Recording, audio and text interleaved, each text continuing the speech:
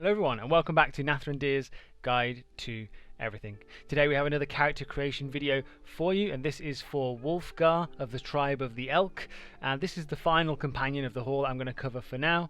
And we have a bit more of a simple build today. I couldn't find as much history about Wulfgar or about his possessions as opposed to the rest of the characters in this series, so this one is a little bit shorter. We only have one build for him, and that is at a master level. But if you guys have been enjoying this series, please feel free to leave a like and a comment, and I'll do what I can. Let me know if you're using these weapons in games. Again, I'm homebrewing everything so that you can use it as well in your games, should your DM allow. That is the caveat. Let's get into it. Okay, so here we are with Wulfgar, the barbarian fighter, known for his constitution and his kind of strange journey as a barbarian.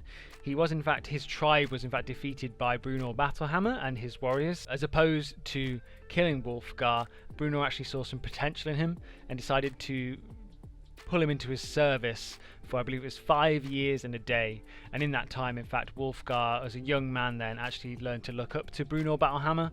And so Bruenor, Cattie-brie and Wulfgar all became like a little family, essentially, of their own, eventually becoming companions down the way as well. So let me just show you how I've built him today and the few homebrew items that I've cooked up for him. So we've turned off multi-class requirements, we've turned on all these optional content bits. For race, we've gone for a variant human, which just makes sense for him. I like the extra feet at the start. I just think it gives a bit more flavour to the character. The language I've gone for is Dwarvish, and that's due to him obviously growing up in the Dwarven halls. For our ability score increases out the gate, we're going for a Strength +1 and a Constitution +1, and those are his primaries. Skills, we've gone for proficiency with athletics, and last up we have the feat, of which we've gone for resilient wisdom. And this is not a throwback, that's probably the wrong word, but just a mention towards actually the time he spent imprisoned by a great demon named Ertu, I believe. He was actually imprisoned for a fair amount of time, eventually rescued by Drizzt and the companions, but I feel like he managed to not go mad in his time there, so I think his mind would become a little bit more resilient over time. And now, just because we're doing one character build of this, I thought I'd put this here, but actually this would probably come like later on in his career. If you were building him, if you wanted to play out his story, this would probably come later. But for the purposes of this video, again for inspiration, which is what all these things are for, we're going with resilient wisdom out the gate. It increases the bonus that we get, gives us proficiency in the saving throw as well, which means just our mind is a little bit stronger to those effects that mages or demons would perhaps expose us to. For the class, we've gone for a multi-class. We've gone for 10 levels in Barbarian, as this is a level 16. As I said, this is a master tier class. Wulfgar did die and was resurrected like the rest. I couldn't find enough variants in his 2 lives about the magic items he had and what kind of person he was. He seemed to be reborn as a similar kind of creature, a similar person. I think he was reborn into the same tribe, the tribe of the Elk, out in the Icewind Dale. So it's just consistent really, so I just thought one character would just sum him up, and you can kind of go about this as you like. And so because he's in tune with nature, we went for the path of the totem warrior. I couldn't find anything else that seemed a better fit. This just fit for me, and I think it's a fantastic subclass as well. So if you think about playing a barbarian, I absolutely recommend the totem warrior. Regardless, hit points for a barbarian, you get a 1d12 plus the con modifier. Proficiencies, we went for perception and survival, and that is to survive out in the wastelands of Icewind Dale, out in the cold, as that is where he is from. I feel like that fits the best. Obviously we get a rage as a barbarian, which gives us advantage on strength checks and saving throws, and resistance to damage. Unarmored defense, this does actually come into play. In all the images you do see him some like hide armor, so I've added that into his inventory, which I'll show you in a bit, but actually our AC doesn't benefit much from it. It's just for flavor at that point. Our AC is actually higher by just using our dex and our con modifiers, so it's not really necessary. However, regardless, we've gone for reckless attack at 2nd level, which means we can attack with advantage, but then everything gets advantage against us. Danger sense gives us advantage on dex saves against effects that I can't see, such as traps and spells. Our primal knowledge, which is an optional class feature, means we get proficiency with nature, just an extra proficiency, our primal knowledge. And for our primal path, we've chosen Path of the Totem Warrior, as I mentioned. And this is like being in line with our ancestry, with the animals that are around us and things. And again, I couldn't find anything super specific about what kind of barbarian he might be, so I just took some creative liberties and figured this was the best for him.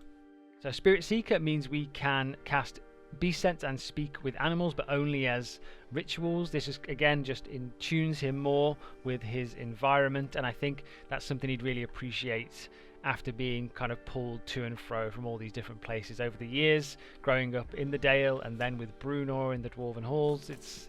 He's had a strange life. So for our first totem spirit choice, for at 3rd level, we actually went with the bear, and I think this is the best by far. So this is, I guess, just mechanically very sound. We chose the bear spirit. While raging, we have resistance to all damage, except psychic damage. So in one of my games, currently I have a barbarian who, while he's resistant to bludgeoning, slashing and piercing, whenever I just throw a fireball at the party, he actually really struggles and his health dwindles quite quickly. This just negates all of that. It's insanely good. You effectively have double your effective hit points against anything that isn't a mind flayer. So for our ability score improvement level 4, we went for another strength and con. At 5th level we get an extra attack. It is what it sounds like. At 5th level we also get fast movement. Our speed increases by 10 feet while we're not wearing heavy armor. So obviously we never want to do that, and we definitely want that speed increase, get up close and personal with our enemies. At 6th level we get an aspect of the beast. So we get another magical benefit from whatever animal we choose. I again believe that mechanically this is just the best one that's available at this level.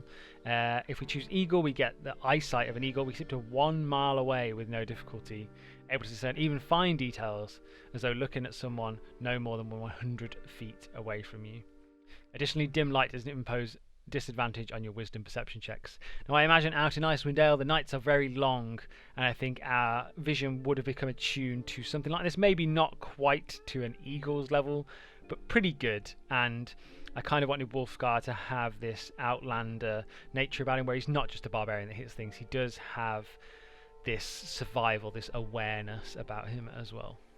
Instinctive Pounce is another optional feature. As part of our bonus action to take a rage, we can move up to half our speed. Really, really good. Just gets us engaged into combat nice and easily.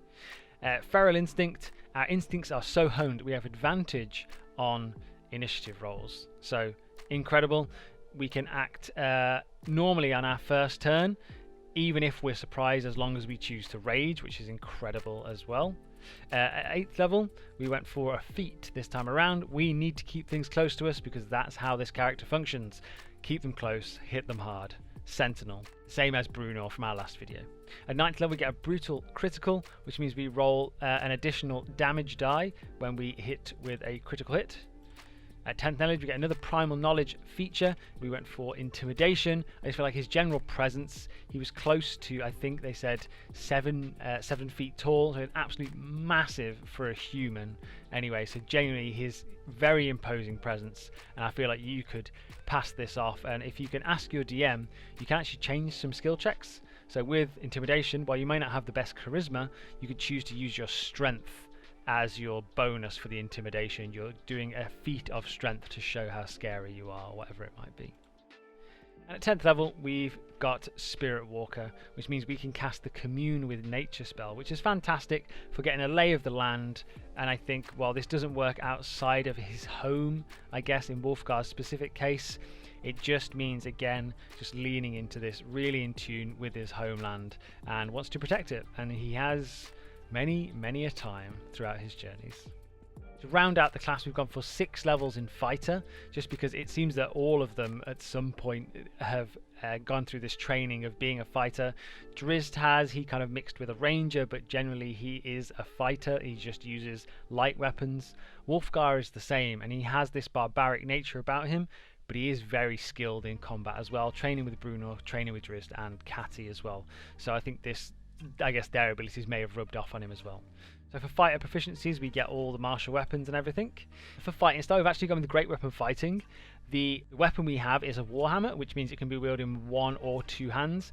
I imagine primarily it's going to be in 2 hands. There's no reason for it not to be, quite frankly. It means we can re-roll our damage dice if we get a 1 or a 2, which is fantastic. Just more damage all the time. Second wind means we can just heal a little bit. Again, we've done a lot of fighters recently, so if you know this by now. Action Surge gives us an extra action. Martial Archetype, we've gone for Champion, same as Drizzt. Gives us the improved critical on 19 or 20, and now because we have Reckless Attack as a Barbarian, we roll with advantage, which means we're more likely to get crits anyway, and we've just doubled our chances by making it go on a 19 and 20 as well. At 4th level, we've gone for a double into Constitution. At 5th level, we get another extra attack, and our ability score improvement at 6th level with Fighter, going for a double into Dexterity, just to increase our AC and maneuverability. Lovely, so taking a look at the ability scores now, we've got the heroic set once again, which I realise I think I made a mistake on Brunor's. It's 18, 16, 14, 12, 10 and 10. I think I did 2 12s in Brunor's, but whatever, it's fine. He's a king, he's allowed it. But yeah, 2 in 10 as opposed to 2 in 12. We went for 18 in strength and 16 in constitution, 14 in dex, then we trickled out the 10 and 12s amongst intelligence, wisdom and charisma, with wisdom taking the top spot there. For the description, as you can see, I have actually gone for Outlander. You grew up in the wilds, far from civilization and the comforts of town and technology. This is absolutely true.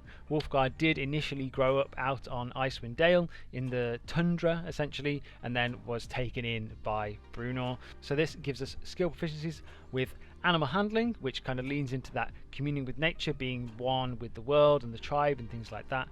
And acrobatics, just because he's a very physical guy, and I feel like he wouldn't just be strong, he would be able to get out of the way of things, so I think this just makes sense, although we're going to be using athletics most of the time. And I couldn't think of anything else on this list that kind of fits better. You could argue religion, because I believe he does worship Mieliki like Drizzt and so on. In fact, let's do that now, let's change it, why not? I feel like you could go with either, to be honest, but he does worship Mieliki just loosely, I think, along with kind of the rest of the party. They're all kind of in that little pot.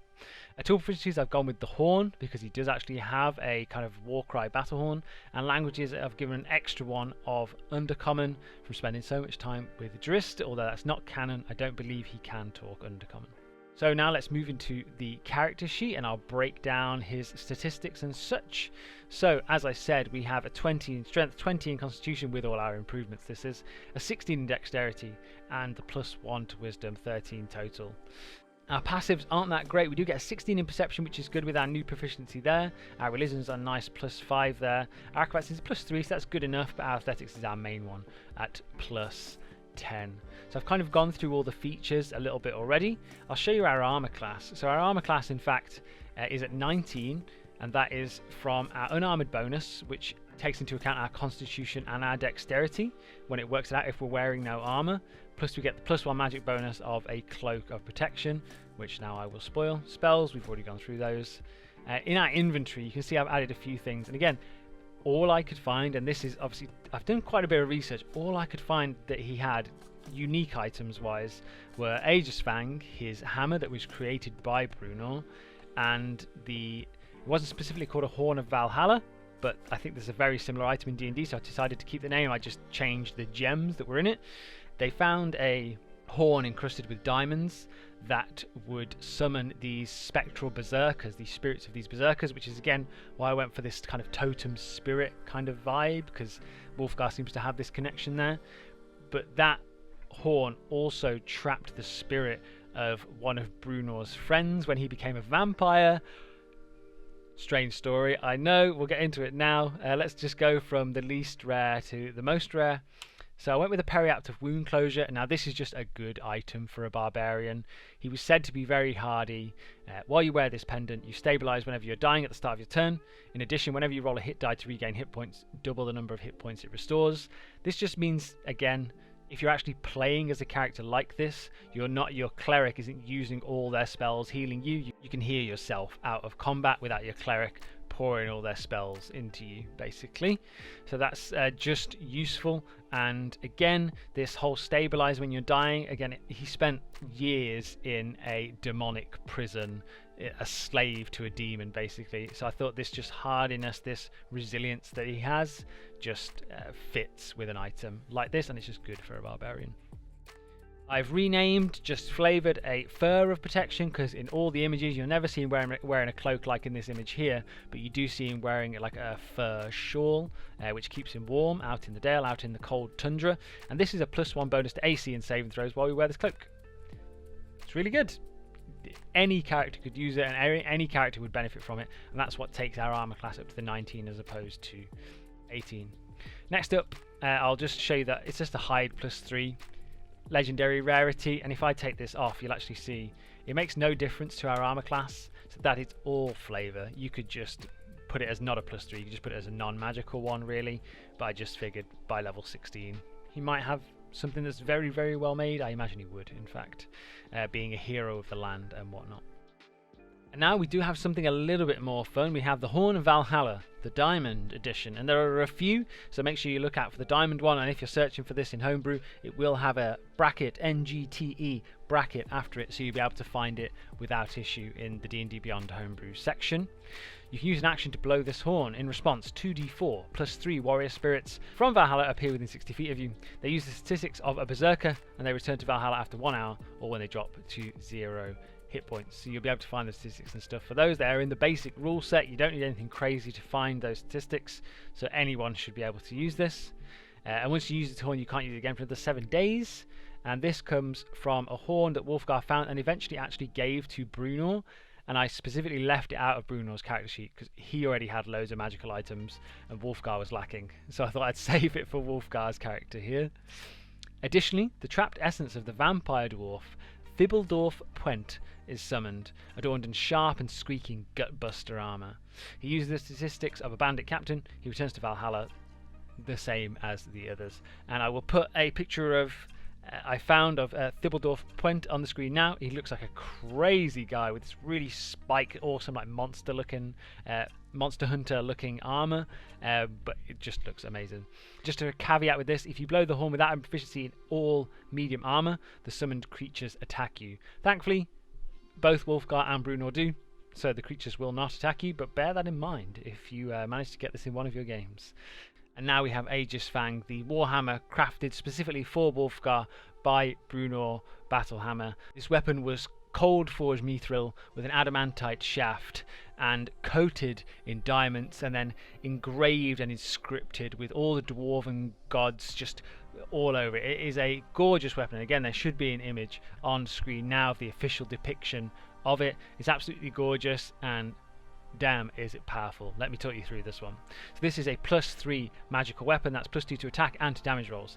It is a dwarven thrower for all intensive purposes, which means it has the thrown property, with a normal range of 20 feet and a long range of 60 feet. When you hit with a ranged attack using this weapon, it deals an extra 1d8 damage, or if the target is a giant, 2d8 damage. Immediately after the attack, the weapon flies back to your hand. So lots of Thor vibes going on here. You fling out Mjolnir and it comes straight back to you. The Dwarven Thrower as it stands is a very powerful and rare weapon. This one was truly special. Brunor outdid himself. Everyone give him a clap. The Dragon's Bane, the next feature on it. When you hit a dragon with this weapon, the dragon takes an extra 3d6, and that should say force damage. For the purposes of this weapon, dragon refers to any creature with the dragon type, including dragon turtles and wyverns. So this is one of the weapons that we use to take down Icing Death, or, and I've just had to Google it again because this name is impossible to remember, Ingeloacustimizilian, better known as Icing Death, the ancient white dragon. Let me bring up Aegis Fang again.